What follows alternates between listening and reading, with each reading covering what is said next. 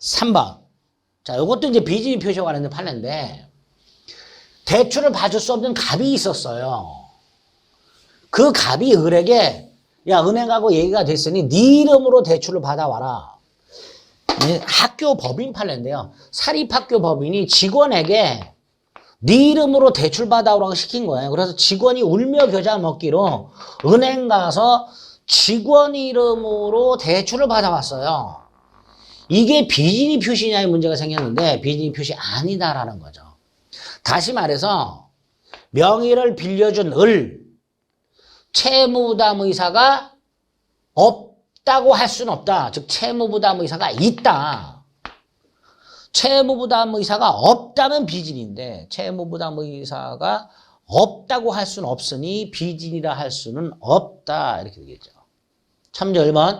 은행 대출 한도를 넘은 갑을 위해서 을이 은행 대출 약정서에 주채무자로 서명 날인했고 은행도 이러한 사정을 알았다 하더라도 상관없다. 을은 비진이 표시가 아니다. 을이 주채무자다. 만약에 이게 비진이 표시고 병이 알았다면 무효가 되는 거 아니에요. 근데 이건 비진이가 아니란 말이지. 따라서 은행이 설령 알았다 하더라도 이 대출 약정은 무효가 아니고 명의인 을이 주채무자가 되는 거예요. 2번도 마찬가지죠. 계속 반복적으로 이렇게 판결합니다. 대출 절차상 편의를 위해 명의를 빌려준 자는 오타네요. 명의를 빌려준 자는 채무부담 의사가 없다고 할 수는 없으므로, 즉 있으므로 비진이 표시가 아니다가 되겠죠. 자, 비진이 표시는 107조는 공법행위에 적용된다 안 된다? 안 되잖아요. 따라서 사립대 교수가 거짓 사직서를 냈을 때는 107조가 적용되지만 국립대 교수, 공무원이 거짓 사직서를 냈을 때는 상대방이 알았는지 여부를 묻지 않고 사직효과는 그대로 발생을 하죠.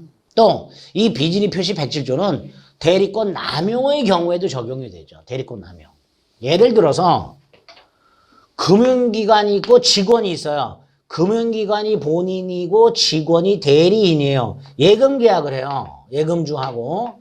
그런데 금융기관 직원이 예금을 받아가지고 횡령을 했어요. 이런 걸 대리권 남용이라고 해요.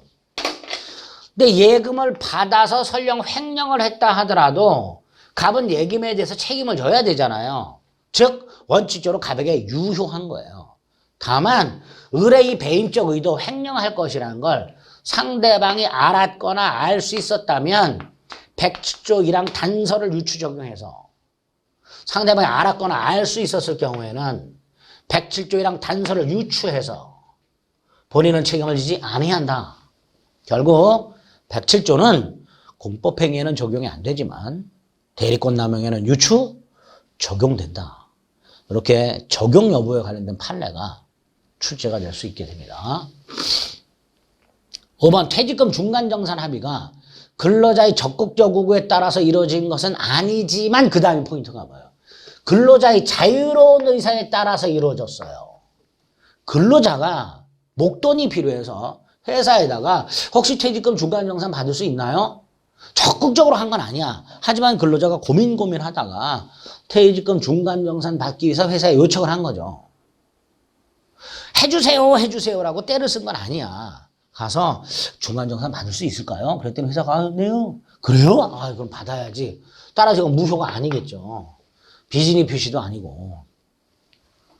참조. 동일한 기업에서 근로자가 스스로의 필요나 판단에 따라서 자유로운 의사에 따라 사직서 제출. 역시 뭐예요? 비진이가 아니겠죠.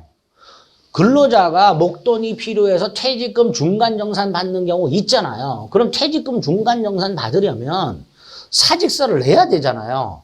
그게 비진이냐의 문제가 생기는 거예요. 아니다라는 거죠. 퇴직금 중간정산 받을 생각이 있는 거잖아요.